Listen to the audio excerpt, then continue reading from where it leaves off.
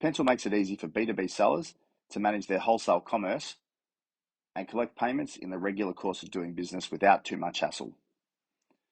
For example, an importer of European lighting or natural stone, or a manufacturer of custom workwear, will generally quote a lead time of anywhere from 2 weeks up to 3 months, and will want a down payment of say 50%. Historically, this would include a wire transfer, wait for the funds to clear, manually add the payment in Cin7, then your accounting software, manually reconcile, and then track all the way until the goods are ready for shipping. This process sucks and it needs to be overhauled. So let's check out Pencil's deposits feature built into the Cin7 interface.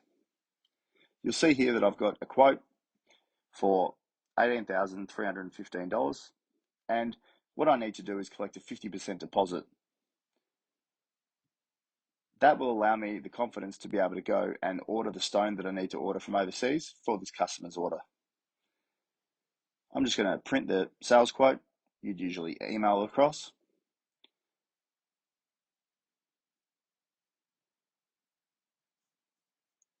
And the customer can simply click on this link that's embedded into the PDF. As you can see, we've got half of the total, which is $9,157.50. And you'll notice in this case that I've got my settings set to on charge the credit card fees to the customer. You can choose in the settings in the back end to either on charge, absorb, or split the transaction fees with the customer. Then it will have the total, and then the customer can simply enter their details. Now, at this stage, the customer has the opportunity to store these credit card details for later. They're going to be paying the other half at some point, so they can absolutely store it. In this case, I won't, and I'll just click pay. And you'll see there the $9,157.50 is attached. Then we're going to go back to the Cin7 view. What you'll see is that there's no customer credits that have been attached. However, we're going to go and refresh that screen now, and you'll see down the very bottom there that customer credit for $9,157.50 has been automatically attached. Now that that payment's been made, we can place the order with our overseas distributor and we wait 12 weeks. Now, in the meantime, you can do things like add shipping. You might add shipping at the sales order stage. And what I've done is I've converted this into an invoice, and that's ready for payment by the customer.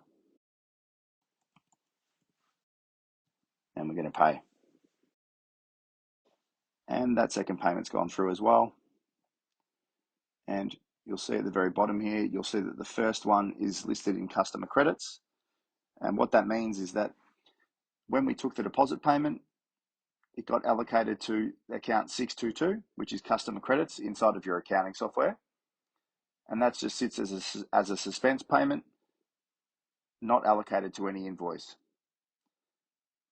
It only starts to get allocated to the invoice once you authorize the invoice in Cin7, which can trigger things like any taxes, as well as trigger your bill of materials being counted. But I'm going to refresh that now, and you'll see the secondary payment will be added now.